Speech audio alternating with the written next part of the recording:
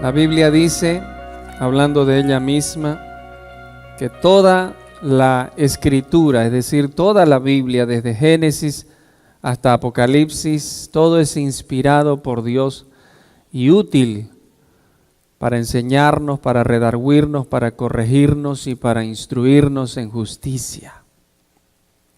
Este libro que Dios nos ha dejado no es para que lo guardemos, no es para que usted y yo simplemente de vez en cuando lo desempolvemos y lo traigamos al templo o le demos un paseíto nada más, sino más bien es para enseñarnos, para instruirnos, para corregirnos.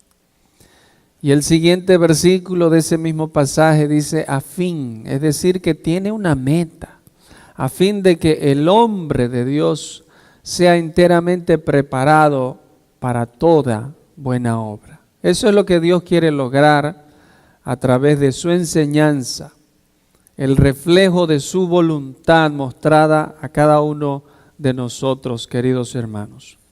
En esta ocasión, siguiendo con la serie del tema general que hemos titulado el Evangelio, vamos a hablar acerca de la descripción bíblica de una persona sin Dios.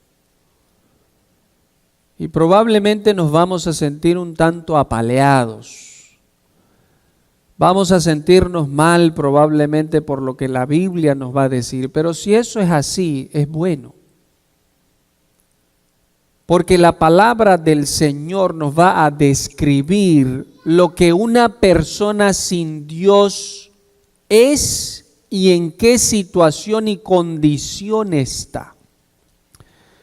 Somos conscientes que cada vez más, escuchamos malas noticias. Yo no sé si usted es amante de los noticieros. Personalmente a mí me gusta mucho, a veces casi siento como un vicio, porque mi profesión en mi país era esa precisamente, ser un poco curioso. Y pues vemos en las noticias, a través de la radio, a través de la televisión, que cada vez las cosas se ponen más negativas y peores. Por ejemplo, sin ir lejos, mi trabajo aquí en los Estados Unidos es vender pan. Yo trabajo para la Bimbo. Y también entregamos pan a una cárcel aquí en Bradenton, yendo hacia Ruskin. Es, creo yo, la cárcel más grande de aquí, del condado. Y cuando comencé entregábamos 600 panes a la semana. Bien. Y luego entregamos 800 panes a la semana. Me llama el jefe y me dice, necesitamos 200 panes más. Y yo digo, gracias a Dios, qué bueno. Dicen por ahí que las desgracias de otros son las bendiciones de unos.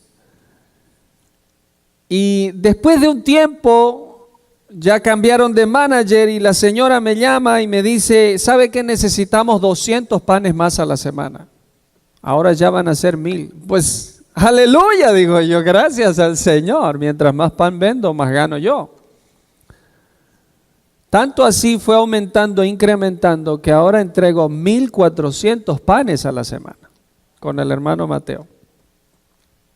En una sola ida a la semana. 1400 panes. Eso es bueno para mí. Eso es una bendición para mí, económicamente y financieramente. Pero por otro lado, ¿cuál es el mensaje que estamos percibiendo ahí? Que hay más presos, que la maldad está creciendo, que hay más jóvenes delincuentes en la calle haciendo y cometiendo de las suyas. Y eso no es de alegrarse, hermanos. Eso no es de alegrarse. Cada vez más gente está a favor del aborto. La homosexualidad en nuestros tiempos ya es básicamente parte de la sociedad y completamente normal. El año pasado, cuando yo metí a mi hija a un kinder que está al frente de la avenida Manatí, en una iglesia metodista, nos llegó la curiosidad de preguntarles a la iglesia cuál era su posición acerca de la homosexualidad, qué pensaban ellos como iglesia. Y la respuesta fue muy sorprendente. La secretaria nos dijo que en la próxima reunión nacional de metodistas iban a discutir recién el asunto para poder plantear una posición. ¡Wow! Y ¿sabe qué? Leyendo las noticias, escuchando la radio, hay una radio que me gusta mucho, escuchando una radio ayer, ya la reunión se está dando. Y se están reuniendo los metodistas para poder discutir y poder tener una posición acerca de la homosexualidad. Hermanos, ¿qué hay que discutir? La Biblia ya establece que es un pecado delante de Dios. ¿Se dan cuenta hasta dónde estamos llegando y cómo la maldad está creciendo más y más? Cada vez hay más violencia, hay un incremento alto de promiscuidad, sexo libre. Y estamos realmente abrumados con esto que recién pasó también en la Iglesia Católica acerca de las violaciones que hubieron a niños y las siguen habiendo. Pero un estudioso del asunto dijo que así como antes la homosexualidad era un tabú y ahora es una libertad y un derecho, así también el ser pedrastra va a ser un derecho con el pasar del tiempo. Y decía este hombre, no se sorprenda si de aquí a un tiempo un hombre mayor sale diciendo, yo exijo mis derechos porque a mí no me gustan las mujeres, a mí no me gustan tampoco los hombres, a mí no me gustan los homosexuales, a mí me gustan los niños y exijo mis derechos, y lleven eso a corte y nada raro que la corte lo apruebe.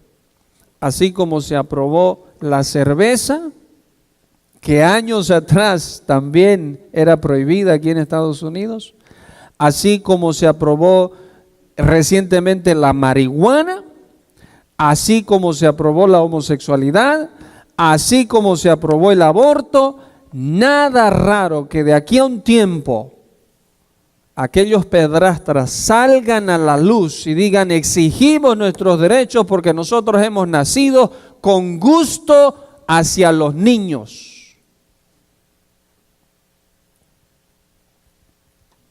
Así está la situación.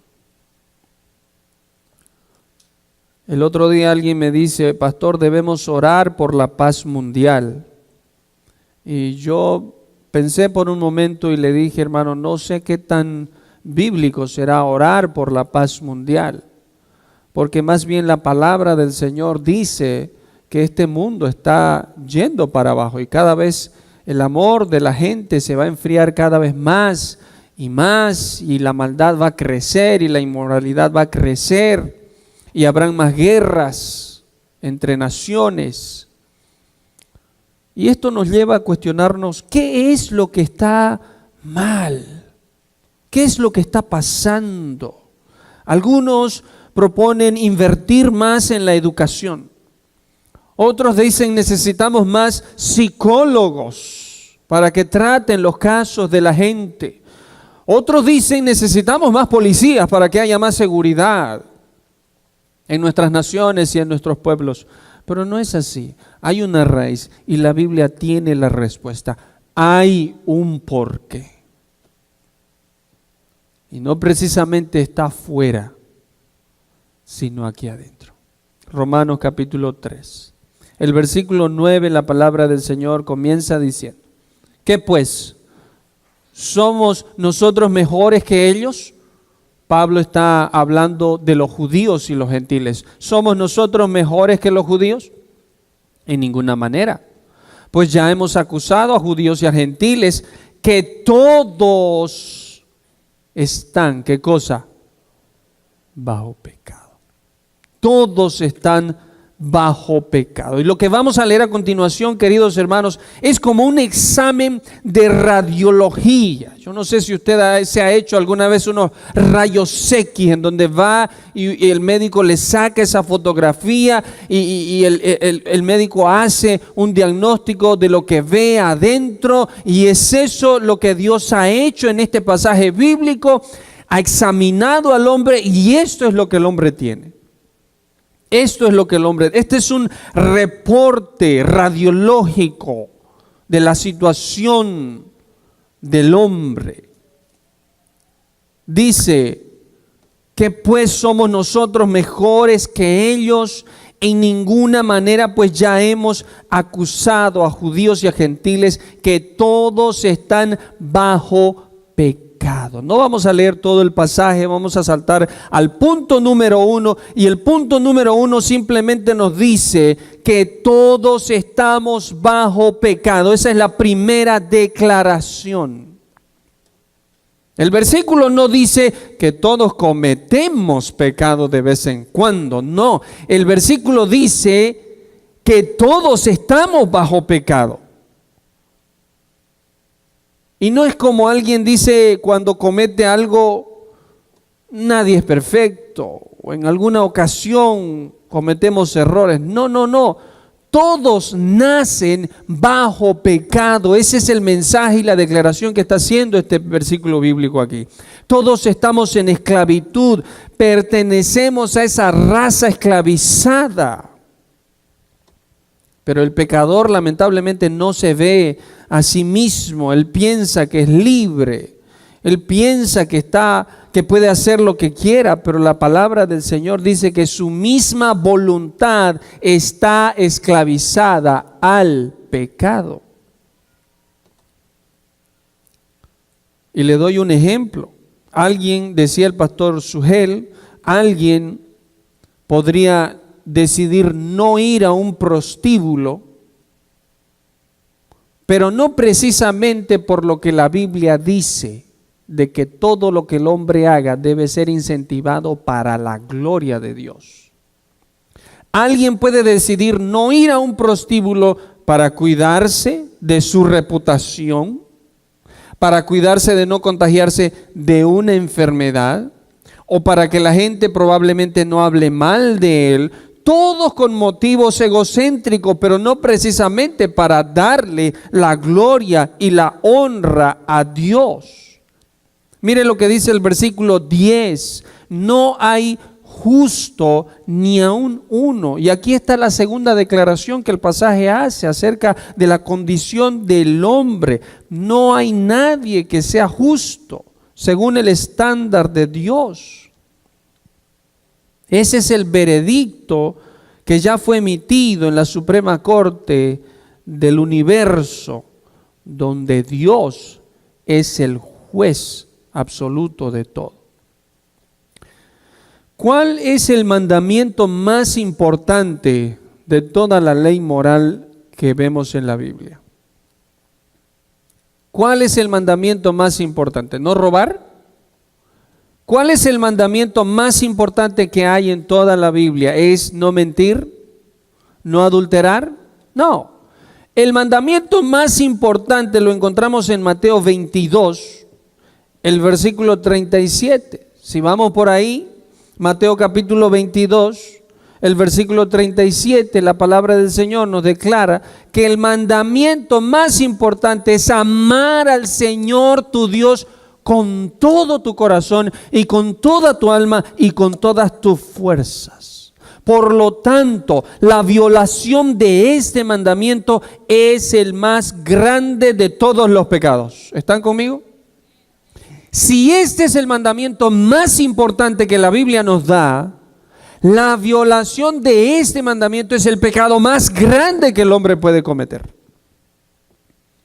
Y lo cierto es que todos nosotros, la realidad es que todos nosotros nos amamos más a nosotros mismos que a Dios.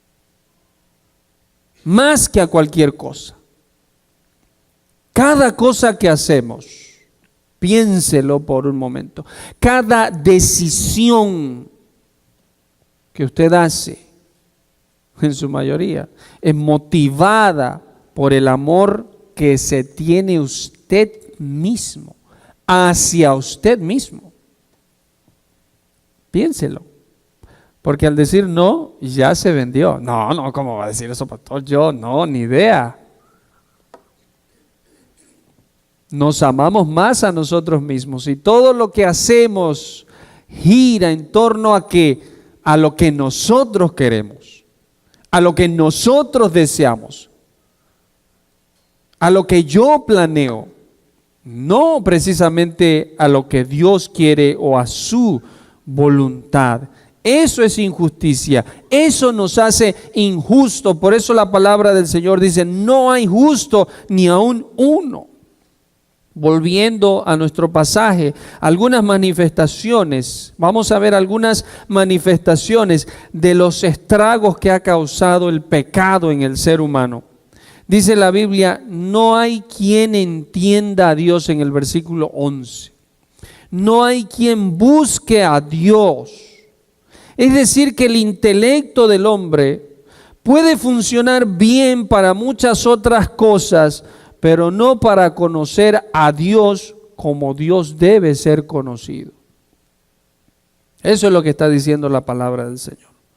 El pecado ha limitado nuestra mente al punto que no entendemos quién realmente es Dios. El pecado ha bloqueado nuestros deseos por buscar de Dios. Y se da un ejemplo de una paloma y un buitre. Dos animalitos diferentes, ¿no es cierto? Contrarios casi en todo. Una paloma y un buitre. Y enfrente de ellos usted pone por un lado maíz y por otro lado usted pone carroña. Basura, carroña. ¿Qué cree usted que va a escoger el buitre? ¿El maíz? ¿Será? No, el buitre va a correr hacia la carroña y la paloma, por supuesto, hacia el maíz. ¿Por qué? Porque así es su naturaleza. Si usted quiere que el buitre coma maíz, usted tiene que cambiar totalmente la naturaleza del buitre. Decía el pastor, usted tiene que palomizar al buitre para que el buitre pueda cambiar totalmente su naturaleza y pueda comer maíz. Así igual sucede con el ser humano. El ser humano está enceguecido en su pecado. No es justo, no busca a Dios, porque el ser humano está en su naturaleza pecaminosa caído delante de Dios. Esa es la condición del hombre. El versículo 12 dice, todos se desviaron a una, se hicieron inútiles, no hay quien haga lo bueno, no hay ni siquiera uno. Y usted dirá, pero eso es mentira, pastor. Eso es mentira, dirá usted. Hay personas que hacen cosas buenas. Hay padres que aman a sus hijos y no necesariamente aman a Dios.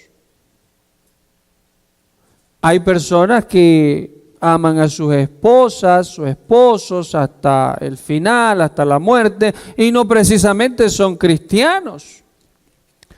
Por el simple hecho de ser creados a la imagen de Dios, queridos hermanos, el hombre tiene esas inclinaciones y por eso es que hay hombres que no necesariamente son cristianos, hacen cosas buenas.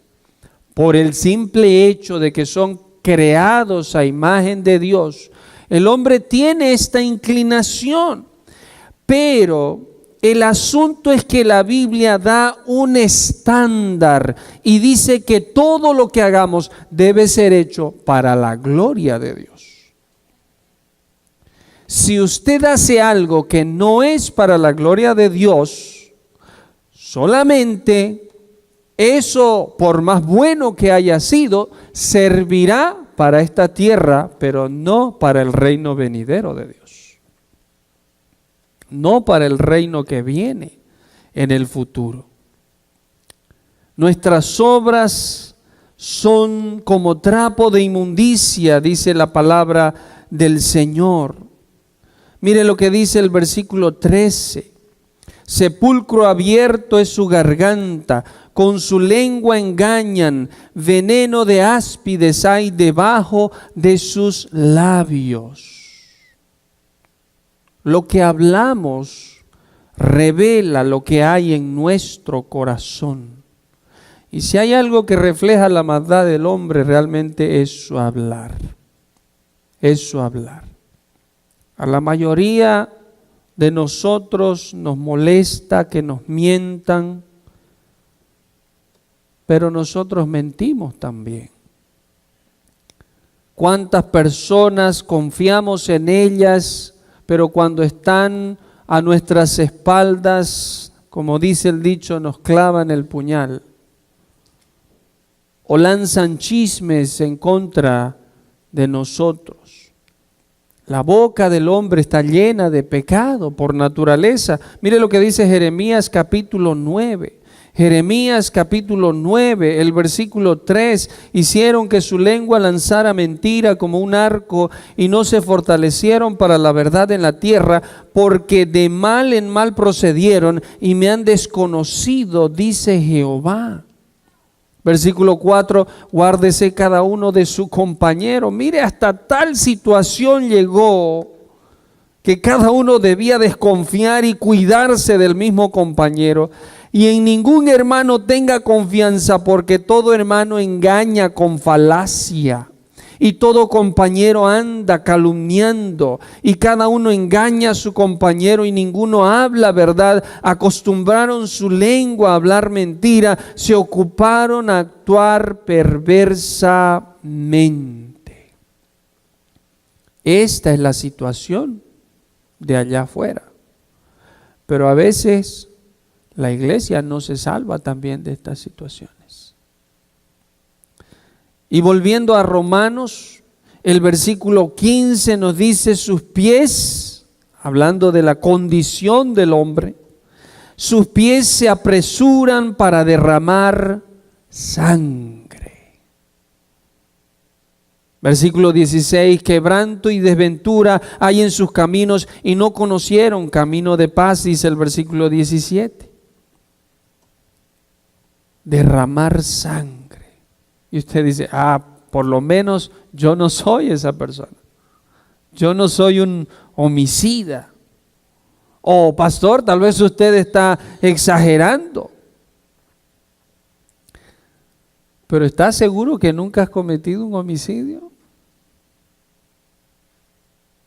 Te pregunto a ti en esta mañana, ¿estás seguro que tú nunca has cometido un homicidio? Vamos a Mateo capítulo 5, a ver qué nos dice. El versículo 21, Mateo 5. Jesucristo hablando: oísteis que fue dicho a los antiguos, no matarás. Y a cualquiera que matare será culpable de juicio. Versículo 22. Pero yo os digo, ahora, yo os digo, dice el Señor Jesucristo, con autoridad: cualquiera que se enoje contra su hermano será culpable de juicio. Pero no termina ahí. Cualquiera que diga necio a su hermano será culpable ante el concilio, y cualquiera que le diga fatuo quedará expuesto al infierno de fuego. ¿Estás seguro que nunca has cometido homicidio? A los ojos de Dios, amigos, un corazón airado o enojado que usa estas expresiones hirientes para descargar su ira es un homicida delante de Dios. Es un homicida, es como Dios lo ve, no como yo lo veo. Así dice la palabra, es como Dios lo ve. Y si bien es cierto, el acto de homicidio es más serio que el deseo es de la misma naturaleza que el mismo acto. Repito una vez más, si bien es cierto, el acto del homicidio es más serio que el deseo es de la misma naturaleza que el acto. Y lo que viene a continuación es más terrible aún de lo que hizo el pecado con el hombre. Versículo 18 dice: no hay temor de Dios delante de sus ojos. Es decir, que nuestra relación con Dios ha sido dañada, por cuanto todos pecaron y están separados de la gloria de Dios, separados, destituidos de la gloria de Dios. No hay temor de Dios. Dice la Biblia, el principio de la sabiduría es el temor de Dios. Pero no hay temor de Dios, no hay sabiduría.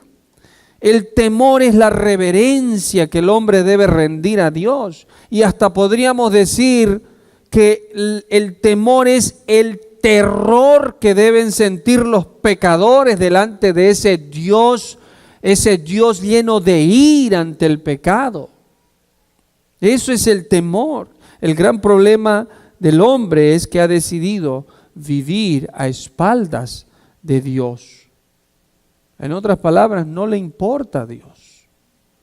En este mundo no hay temor de Dios. ¿Acaso eso no es lo más grave, hermanos y hermanas?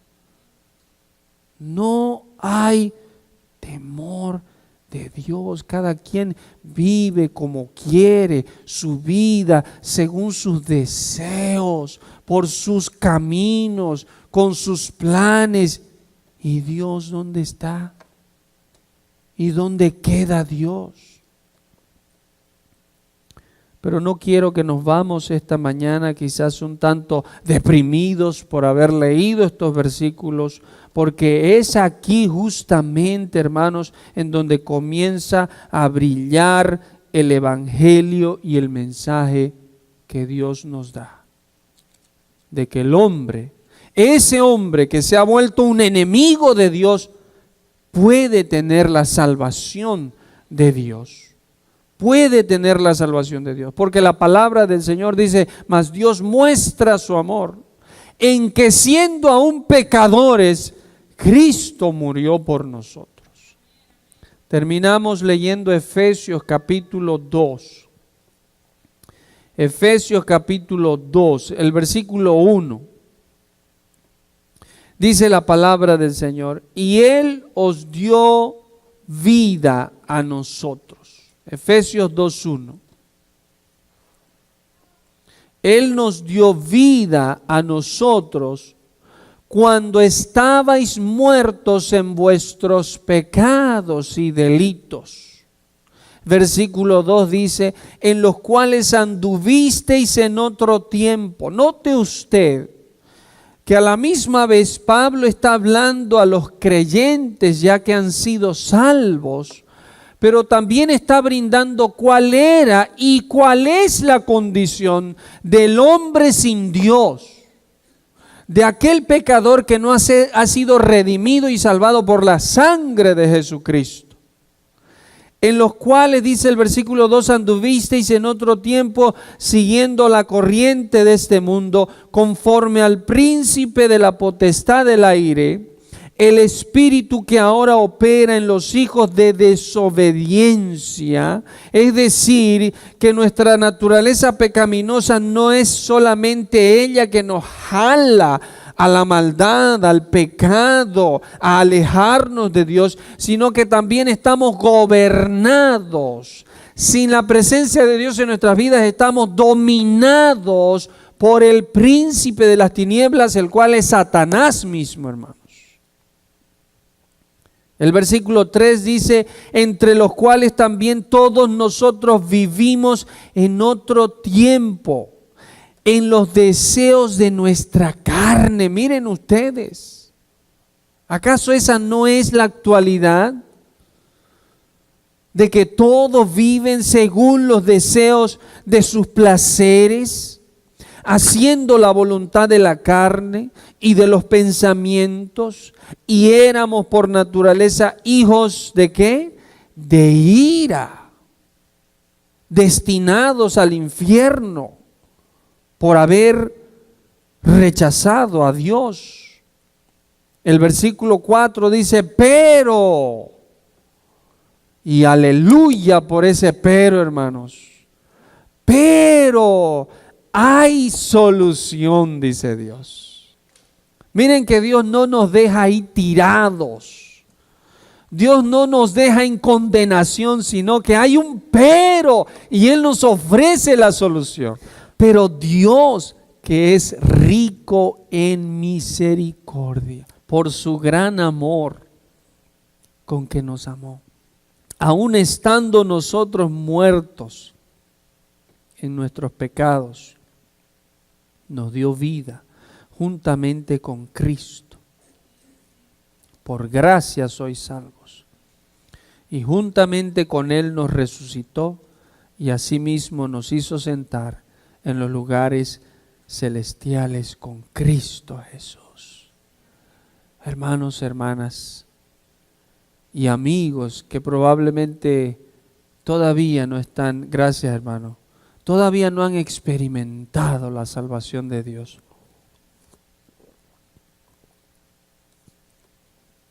Es la misericordia de Dios que hace que la condición perdida del hombre pueda resucitar para salvación. Y lo que tú puedes hacer si estás sin Cristo Jesús en esta mañana es rogar para que esa misericordia sea derramada sobre tu vida. Y sea el Espíritu Santo dándote la resurrección, esa nueva vida, esa nueva naturaleza, para que puedas experimentar la salvación de Dios también. Juntamente con Él nos resucitó y asimismo nos hizo sentar en los lugares celestiales con Cristo Jesús. Si estás sin Cristo, déjame decirte que lo que leímos en Romanos capítulo 3 es tu condición actual. Es así como estás. Y déjame decirte que solo Jesucristo puede librarte y sacarte de esa condición. Solo Jesucristo puede hacer esa obra de transformación, esa palomización en el buitre, si queremos llamarlo así. Solamente Dios hace esa obra en la vida del ser humano. Oremos, hermanos. Bendito Padre Celestial, te doy gracias, Señor, porque a través de estos versículos podemos saber y conocer cuál es la condición del hombre, el hombre sin Dios. Y probablemente hay personas aquí que, si bien es cierto, están en un templo, están en este momento en una iglesia, pero eso no significa que te tienen a ti o están contigo. Señor, que tu Espíritu Santo esté obrando en esos corazones. Si tú estás sin Cristo, pide su misericordia y que Él te salve. Porque de no ser así, tu condición te llevará a la condenación eterna. Te llevará al infierno. Y Dios no quiere eso. Dios quiere salvarte. Y te da la oportunidad y te ofrece a su Hijo Jesucristo y a su sangre derramada en la cruz para lavar y perdonar todos tus pecados. Señor, te damos gracias por tu palabra. En el nombre de Cristo Jesús. Amén. Amén. Vamos a tener, queridos hermanos, lo que todos los primeros domingos del mes acostumbramos tener, la Santa Cena. El recordatorio que Cristo hizo un sacrificio de amor por nosotros en la cruz.